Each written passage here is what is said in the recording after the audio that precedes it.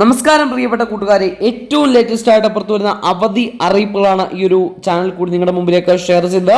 അപ്പോൾ അവധി അറിയിപ്പുകളൊക്കെ അറിയാൻ ആഗ്രഹിക്കുന്ന കൂട്ടുകാരാണ് ഈ വീഡിയോ കാണുന്നതെങ്കിൽ നിങ്ങൾക്ക് ഇപ്പോൾ തന്നെ ഈ ചാനൽ സബ്സ്ക്രൈബ് ചെയ്ത് നമ്മുടെ ചാനലിലേക്ക് നിങ്ങൾക്ക് കയറി വരാൻ. കാരണം അവധി അറിയിപ്പുകൾ തേടി നിങ്ങൾക്ക് എവിടെയും അലയേണ്ടി വരില്ല. എല്ലാ അവധി അറിയിപ്പുകളും നമ്മുടെ ചാനൽ കൂടി നിങ്ങളുടെ മുമ്പിലേക്ക് ഞാൻ ഷെയർ ചെയ്ത് എത്തിക്കും.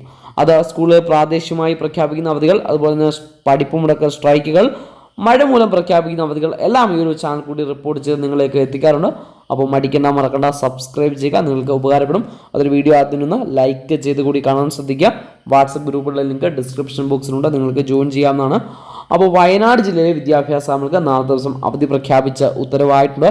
ഇപ്പോൾ ഏറ്റവും ലേറ്റസ്റ്റ് ആയിട്ട് മറ്റൊരു അറിയിപ്പ് കൂടി ഒരു കളക്ടറുടെ ഭാഗത്ത് വന്നിട്ടുണ്ട്.